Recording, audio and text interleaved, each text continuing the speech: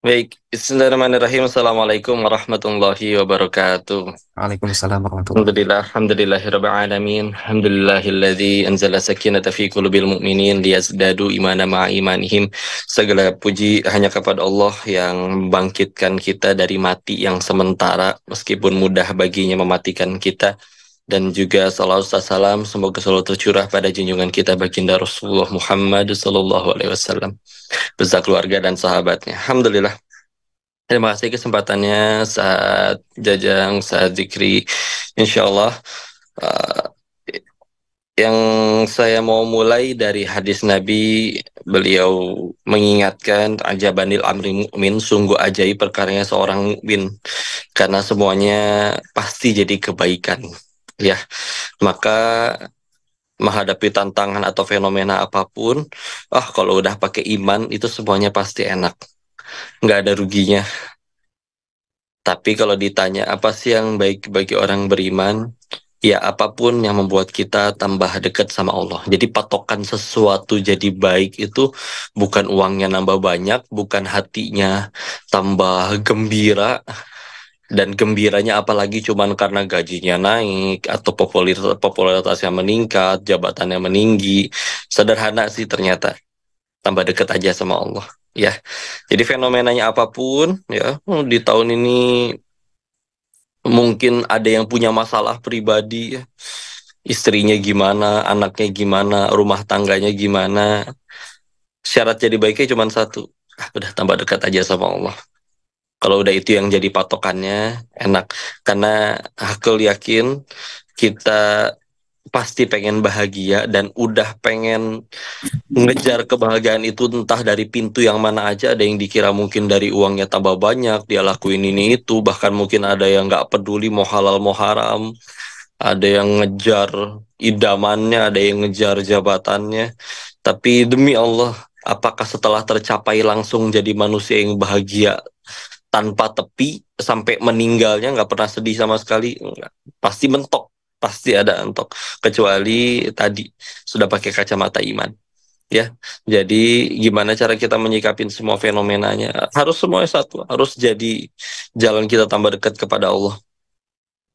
Kadang suka ditanya, tapi kok kalau semuanya Allah yang nentuin, kenapa tuh kita harus ikhtiar? Kalau semuanya Allah yang nakdirin, atau apa gunanya kita usaha? Dokter datang ke rumah sakit tengah malam, disindir sama pasiennya. Dok, yang nyembuhin kan Allah, bukan dokter. Atau ngapain bela-belain datang ke rumah sakit? Ih, rugi, buang-buang waktu. Kalau kata Allahnya sembuh, kan saya nggak disentuh dokter juga sembuh. Kalau kata dokternya mati, kalau kata Allahnya mati, saya diobatin 10.000 dokter sekalipun tetap mati. Ya, kalau semuanya Allah yang nentuin, ngapain kita capek-capek kayak ikhtiar? Nah, ini dia, orang kalau udah tujuannya kepada Allah, yang paling dikejar adalah yang penting jadi amal soleh. Ya Allah soleh. Nah, karena bandingin ya, seumur hidup semua keinginan dikabul, tercapai. Tapi satu, nggak ada satupun ucapan, tindakan, perbuatan yang jadi amal soleh. Terus berarti meninggal bawa apa? Pegel doang, capek di dunia, udah bak-bak ngejar ini, ngejar itu, dapet beneran. Duitnya beneran dapet, hartanya beneran dapet, jabatannya beneran dapet, tapi nggak ada yang satupun jadi amal, meninggal. Ih, bawa apa, pegel doang yang nggak ada apa-apaan, nggak ada apa-apa yang bisa dijadiin bekal pulang. Dibandingin misalkan orang yang mungkin seumur hidup lebih sering nggak dikabul doanya, lebih sering nggak sesuai keinginan yang terjadi dalam hidupnya. Tapi setiap kali ngucap, bertindak, berbuat, semuanya jadi amal soleh yang Allah terima. Meninggal, dia tuh yang paling banyak bekalnya. Masya Allah. Dan kalau udah tujuannya itu, ya berarti kapan bisa ruginya tuh. Makanya coba lihat ya, orang yang imannya makin tinggi, kayak nggak pernah ngambek, karena nggak pernah kecewa. Orang-orang kayak misalnya ada orang misalkan, wah dia bak-bak banget ya, disakitin rela, ditonjok, jungkir balik rela. Kenapa ya? Oh ternyata di akhir cerita dia misalkan dapat 2 triliun misalkan gitu. Oh gara-gara duit. Tapi kan kalau kita lihat, ih, para nabi, para orang soleh, para sahabat, mereka pahala banyak. Para nabi bahkan dosa terampuni. Ujiannya tapi kok parah banget. Tapi ngapain mereka masih tetap jadi orang baik? Belain apa sih? Duit gak dapat, dicaci iya, kadang sampai mengorban nyawa, ada yang dimakan ikan paus, ada yang dibuang saudara kandungnya sendiri ke sumur, ada yang menanti keturunan puluhan tahun, ada yang dibunuh oleh umatnya sendiri. Tapi ngapain tetap berbuat? Belain apa mereka itu? Dibilang bodoh nggak mungkin, nggak pasti pinter-pinter. Ya, ternyata ya tadi ya tujuan hidupnya aja yang udah beda. Karena kalau kita jujur, kalau kita mau tanya ke dalam hati kita, apa kita punya keinginan? Pasti nggak mungkin nggak punya keinginan. Ya, Apa Allah juga punya keinginan? Iya, Allah pengen kita selamat, Allah ingin kita bahagia. Terus apakah sepanjang hidup ini kita udah lebih banyak mengejar yang Allah suka atau yang kita suka? Kayaknya lebih banyak ngejar yang kita suka. Terus sejauh ini lebih banyak ngejar yang kita suka terus-menerus. Bahkan sebagian udah terkabul. Kok masih sulit bahagia? Maka harus berapa kali patah hati dan kecewa lagi baru kita sadar bahwa ternyata bahagia itu sesederhana bukan ada pada apa yang kita suka, tapi bahagia itu adanya pada apa yang Allah suka. Kita sih ngejarnya yang kita suka melulu, padahal kata siapa yang kita suka gue baik. Kalau kata anak-anak juga yang terbaik permen sama coklat, tapi begitu udah sakit gigi kan diambil permennya sama si mama. Apa betul. berarti mamahnya benci? Ya sayang justru bukan karena benci. Jadi nyikapinnya ada yang dia diuji harta, ada yang dia udah settle lah sama dirinya sendiri. Tapi kondisi misalkan Palestina sedang dijajah, kondisi misalkan masih banyak perpecahan di kubu Muslim misalkan, atau di pemerintahan negaranya seperti apa misalkan, bagi dia mah yang penting jadi amal, yang penting Allah suka. Mangga, weh ya Allah, saya mau diapain aja, yang penting kau ridho. Daripada segala hal terjadi sesuai seperti yang saya suka, tapi engkau nggak ridho. Ih, hati kita digenggam Allah kok. Pantesan kalau kita masih sulit bahagia. Jadi sederhana gimana caranya, yuk lah udahlah. Yang penting jadi amal, yang penting Allah suka. Enak kalau udah kayak gitu terus. Gitu paling, Ustaz Zikri, Masya Allah. Hal itu ya, yang penting Allah Mm, suka, yang penting jadi amal, Masya Allah. mm, Tapi sebetulnya kok wajar nggak sih kalau misalnya kita ya mm, sebagai seorang Muslim punya kekhawatiran tentang masa depan. Dan kalau boleh khawatir, khawatirnya itu diarahkannya energinya kemana supaya tadi makin dekat sama Allah dan juga jadi amal soleh begitu. Baik ya, Masya Allah. Kudu justru sebetulnya harus khawatir, nggak bukan jadi yang gimana, duit hari ini ada berapa, sedekahin semua, besok kita tawakal, mati kelaparan mangga apa nih, enggak gitu juga ya. Makanya dari situ kita bahkan kan juga suka ada nasihat ya yang terkenal juga dalam Islam, ya ibadahlah sebagaimana kamu akan mati hari ini, tapi juga kejarlah dunia sebagaimana mungkin kamu akan hidup 1000 tahun lagi. Karena memang kalau udah pakai iman, apa aja bagus, termasuk punya dunia. Kaya raya, tajir, melintir, luar biasa kaya, tapi hartanya dipegang oleh orang yang beriman. Oh, pasti jadi kebaikan, nikmat itu. Pasti jadi manfaat sebesar-besarnya. Jabatan tinggi banget, luar biasa. Dipegangnya sama orang beriman. Oh, pasti jadi manfaat itu kepemimpinannya.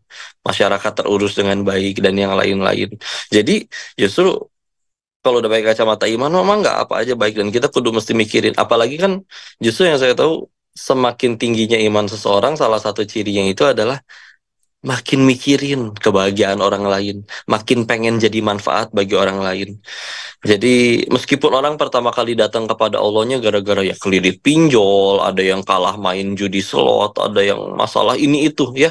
Tapi datang ke Allah pengen nyari ketenangan, bismillah ketika tenangnya udah dapet, pasti pasti pasti pilihan selanjutnya pengen jadi manfaat bagi orang lain.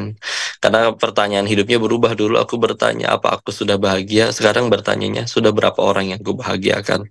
Jadi terus menerus gimana caranya untuk menyikapi khawatir, khawatir wajar, dan Jadi ketika sudah pakai kacamata iman tadi itu PD-nya bukan dengan kemampuan diri, tapi dia pede dan tenangnya tuh karena tahu gitu di belakangnya ada Allah gitu. Bukan karena ya aku kan udah soleh, udah bisa dengan udah ilmuku udah siap ngadepin. Oh bukan, bukan itu semua. Tapi karena yakin saya kan ada Allah ya. Kalau terjadi nggak sesuai keinginan, apa ruginya? Kepahitannya gugurin dosa-dosa saya. Kepahitan kan ujungnya dua. Kalau nggak gugurin dosa, pasti ninggiin derajat di sisi Allah. Udah gitu, kalau kita sabar, bahwa disebutnya di Quran surat 39 ayat 10, inama yuwaffas sabiruna ajruhum bighairi hisab, bahwa sabar itu adalah ibadah yang ganjaran pahalanya tanpa batas. Kalau disyukurin, nambah pahala. Lain syakatul azidanakum. Barang siapa bersyukur nanti ditambah nikmatnya sama Allah. Jadi saya teh kapan ruginya ya? Jadi kan lihat ketika akhirnya sudah pakai kacamata itu, orang yang udah seperti mereka, imannya luar biasa, apakah jadi seperti nggak punya emosi, mati gitu emosinya, nggak bisa marah, nggak bisa kecewa? Oh bisa masih. Cuman kalau dulu marahnya ketika dirinya dihina, sekarang marahnya ketika Allah dan Rasul yang dihina. Diri ini kehinaan yang orang lain sebut lebih sedikit daripada kehinaan yang asli ada pada diri kita. Biasa. Ya, apakah nggak pernah kecewa? Bisa kecewa. Cuman kalau dulu kecewanya ketika keinginan nggak tercapai, sekarang kecewanya ketika "Kok aku nggak bisa setaat kemarin ya. Kemarin asa bisa tahajud. Kenapa sekarang saya nggak kebangun? Apakah saya ada dosa? Kecewa. Ya Allah bisa sedih cuman gara-gara nggak tahajud. Padahal seumur hidup nggak tahajud itu nggak dosa sama sekali. Karena iman yang luar biasa. Jadi sibuknya ke arah sana. Sibuknya ke arah jadi kebaikan. Sibuknya sudah di yang Allah suka. Gimana caranya ke sana? Ada yang akhirnya menyadari. Karena kita ngelihat pasti. Ada ya yang uangnya lebih banyak dari kita selalu ada dan kita temukan, tapi kok tidak lebih bahagia daripada kita. Ada yang lebih kekurangan dari kita, tapi kok bisa selalu lebih ceria dan bahagia daripada kita. Ada yang akhirnya dia untuk nggak dapet pola pikir atau iman yang seperti itunya, ada yang mungkin ya harus diuji dulu, nyobain kaya banget udah, nyobain nggak punya apa-apa udah, nyobain ngejar ini itu bahkan sudah tercapai udah, tapi kok belum bahagia juga. Terus ketika akhirnya ngajar apa yang Allah suka, ini nih bener-bener ternyata yang bikin hati lebih tenang, lebih plong, lebih lega. Ya ada kayak gitu, karena saya yakinnya suka tidak suka, mau tidak mau, cepat atau lambat kita butuh Allah, aku yakin. Tapi kan pilihannya dua, mau datang dengan sukarela atau harus diseret dulu. Nah, itu dia. Nah, kadang kan kudu diseret dulu ya dengan pahitnya, dihina orang, dicaci. Ya, tapi kalau ujung-ujungnya kembali kepada Allah, nggak salah. Makanya tadi ya perlu berapa kali sakit hati, patah hati lagi dulu baru kita sadar bahwa yang paling baik bagi diri kita adalah apa yang Allah suka, bukan yang kita suka. Jadi pasti Allah pasti bimbing ke arah sana. Tinggal kita yang mau peka atau enggak, atau ya tadi ya, harus diseret dulu berapa kali gitu. Enggak ada yang mau. Semuanya kan pengen bahagia. Iya, Allah betul. alam bisa. Pada akhirnya memang tadi alhamdulillah ala kulli hal. Kalaupun misalnya harus diseret dulu mungkin awalnya perih sekali, tapi kalau Mm-mm. itu ujungnya membuat kita semakin dekat kembali kepada Allah, pada akhirnya itu adalah hal yang baik. Tapi tentu kita Mm. semua harapannya kan mulus begitu ya dari awal. Pengennya. Subhanahu wa ta'ala, Masya Allah. Jadi bagi sahabat sekalian yang sedang diuji, semoga ujian-ujian yang sedang dihadapi betul-betul menjadi jalan kembali kita kepada Allah Subhanahu wa Amin, ta'ala. amin. Nah, kalau Denis mungkin ini jadi sebuah tantangan juga nih. Mungkin bagi orang lain atau sebagian orang di luar sana, ketika Allah hadapkan dengan kesempitan, hadapkan dengan berbagai tantangan, satu hal yang mungkin akan diuji itu adalah kepedulian kita kepada sesama. Biasanya akan lebih mementingkan diri sendirinya terlebih dahulu sebelum ke orang lain. Padahal kan kalau misalnya kita ingat hadis Rasulullah sebaik-baiknya orang kan yang paling bermanfaat bagi orang lain. Dan bagaimana menurut kau Denis memelihara kepedulian kita meskipun di hadapan kita sedang dipampangkan ketidakpastian hidup oleh Allah Subhanahu wa taala sebagai ujian bagi kita. Baik, Bismillah. Eh, Beragama ini kayak gini ya. Saya kan pernah waktu itu ditanya, eh, beragama itu penting gak sih? Saya Hmm. jawabnya kayak gini. Kalau ada ahli bedah yang udah 20 tahun ngebedah orang, sama orang yang baru pertama kali ngebedah, dokter baru. mana yang lebih tenang? Yang Pasti sudah yang udah setia. 20 tahun ya. Iya, Kenapa tenang? Karena tahu mesti ngapain. Ya. iya, betul. Kalau kayak gini saya udah pernah dulu ini 20 tahun yang lalu ini pasien ini 10 tahun yang lalu pasien ini kudu diginiin. Udah ngerti gitu ya. Nah, Iya, agama tuh ngasih itu gitu. Kalau kita jadi kaya mesti gimana, kalau kita pengen ini mesti gimana, kalau apa yang terjadi mesti gimana, LDR, rumah tangga, suami istri seperti gimana, anak seperti ini mesti gimana. Islam sempurna, lengkap. Jadi kalau misalnya dibilang ketidakpastian dalam hidup, punten, kitanya aja kali yang nggak ngenalin tuntunannya. Karena pegangannya ada iya, iya, dan nggak pernah berubah gitu. 14 abad Al-Quran, Sunnah. Kalau ada yang masih panik, punten. Mungkin ya kita belum megang pegangannya itu gitu. Sehingga akhirnya ya wajar gelisah. Kayak misalkan kita kan gelisah ke tadi ya, karena yang tadi disebut ketidakpastian. Ada ruangan di depan gelap. Ih, takut nggak berani ke sana. Ada apa ya di sana? Ih, nggak berani gelap, nggak tahu, nggak pernah masuk sana. Begitu besoknya siang-siang rombongan ramean terang benderang ngelihat, kosong nggak ada apa-apa, cuman ada meja satu. Jadi hanjakal, nyesel juga tadi malam ketakutan, padahal ternyata nggak ada apa-apa. Kita takutnya karena ketidakpastian, mikir jadi macam-macam ternyata ya. Tapi ketika akhir sudah tahu, udah hafal, di dalam nggak ada apa-apa, tenang, nggak akan terjadi sesuatu. Ya jadi tenang ya. Nah, ketika akhirnya tadi kita udah punya tuntunan, ternyata suatu ketika 5 tahun kemudian karirnya melejit, dia tambah kaya. Oh, udah tenang. Saya udah tahu cara ngurus harta. Udah diajarin orang soleh terdahulu yang kaya ada. Nah, caranya begini. Oh, ada yang diuji ternyata. Tadinya dulu saya kaya. Ternyata giliran hartanya diambil. Oh, udah tenang. Saya tahu ini mesti gimana nyikapin ini. Akhirnya kan yang tadinya katanya ketidakpastian, karena sudah punya pegangan dan tahu kudu ngapain, akhirnya ya itulah dia ketenangannya datang gitu ya. Jadi gimana nyikapinnya tadi ngadepin ketidakpastian tadi ya, tadi kita yuk yuk yuk balik lagi gitu. Pernah ada yang bilang kayak gini, kok masa iya semuanya kembali kepada Al-Quran dan Sunnah, itu 14 abad yang lalu loh, zaman udah beda kok, nggak bisa semuanya kembali kepada Quran dan Sunnah. Ini lagi hujan deras, tetap kedengeran nggak suara saya? iya, aman, alhamdulillah masih Ya terdengar aman ya, jelas. insya Allah, Ya, insya Allah. Sini ya, ini lagi hujan. Allahumma shayyiban nafiat, Allahumma shayyiban nafiat, Allahumma shayyiban nafiat. Ya, amin. balik lagi tadi. Kok itu 14 abad yang lalu loh kok Quran dan Sunnah. Nggak bisa lah semuanya harus kembali lagi kepada pegangan yang udah dijadiin pegangan 14 abad yang lalu. Dulu guru kami ketika ditanya kayak gitu, beliau jawabnya kayak gini. Tolong bawakan masalah paling sulit zaman sekarang. Kami bisa bawakan masalah yang lebih sulit zaman dulu dan udah selesai dengan Quran dan Sunnah. Insya Allah. Mudah bagi Allah. Kalau Allah mau, masih ada wahyu yang baru turun sampai hari ini masih ada. Al-Quran jilid 2 gitu, Quran surat ke 115, 116, setelah Anas ada surat lagi. Mudah bagi Allah. Tapi kenapa tidak ada lagi setelah Anas? Cuma ada dari Al-Fatihah sampai Anas. Karena demi Allah yang udah ada di situ, cukup buat jadi pegangan kita. Mau sampai hari kiamat juga. Mudah bagi Allah membuat Rasul masih hidup hingga detik ini. Atau bahkan mungkin dibikin ada Rasul yang baru.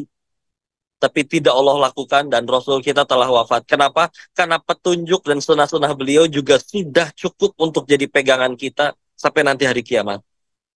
Tinggal kitanya, yuk mau nggak megang lagi, balik lagi. Sejauh ini penelitian itu, kecerdasan penemuan ini itu dengan berusaha bikin bahagia, ada idealisme baru, ada pola pikir baru dan segala macam. Mangga, sok coba liatin. Apakah berhasil akhirnya jadi jalan keluar bahagia ini itu semua solusi semua tercapai? Yang pernah terbukti berhasil cuma dengan cara yang dari Al-Quran dan Sunnah. Imam Malik bin Anas sampai menasehati, yang kurang lebih artinya siapapun, kapanpun, dimanapun, jika ingin mengubah generasi ini jadi baik, mustahil, nggak usah mimpi, kata beliau. Kecuali satu doang caranya. Dengan menggunakan cara sebaik-baiknya generasi, sebaik-baiknya manusia, mendidik sebaik-baiknya generasi. Siapa sebaik-baik manusia? Nabi Shallallahu Alaihi Wasallam. Siapa generasi terbaik yang pernah ada? Yang beliau pimpin langsung, para sahabat. Lalu setelahnya, ya. Tantangin sok mau penelitian dari mana, dari profesor mana, sok enggak, mangga, ya. Islam pun kan udah sempurna. Tinggal yuk balik lagi. Kita teh udah benar-benar megang atau enggak? Karena kalau enggak, lalu kitanya panik sendiri, gelisah sendiri, bingung sendiri. Iya iya tuh, udah karena nggak ada punya pegangan. Masuk hutan nggak ada yang bimbing kan repot. Tapi kalau masuk hutan didampingi sama orang yang udah puluhan tahun tinggal di sana, perlu bawa galon air ya? Enggak, tenang. Nanti jalan lewat sini, nanti ketemu kita sama sumber mata air. Perlu bawa ini nggak? Ah, enggak, udah tenang. Di sana nanti kita ngelewatin kebun buah. Kau suka buah apa? Nanti bisa saya arahin. Suka semangka. Nanti bisa saya arahin lewat supaya lewat ke daerah kebun semangka. Udah nggak usah bawa bekal banyak-banyak. Enak kan kalau udah sama yang tinggal kitanya, ayo mau nggak nih untuk kapan kita mulai kembali lagi? Sehingga akhirnya ngadepin ketidakpastian tadi, ya udah kalau udah punya tuntunan dan tahu mesti ngapain dan juga janji-janjinya pasti udah tinggal kita pasti tenang jalaninnya juga. Tinggal kitanya mungkin yang belum mau kembali kepada Allah dan akhirnya benar-benar ngikutin. Iya sih, Mbak Bima nggak dimakan, tapi Al-Baqarah 275 nih. Kalau saya nggak ngelanggar yang ini, kapan nih saya punya motor atau mobil nih? Mesti nyicil nih, nggak Subhanallah. apa-apa lah kali mesti ada bunga. Yuk, kafah, bener. Total. Ya. Baru semuanya benar-benar jadi petunjuk insya Allah.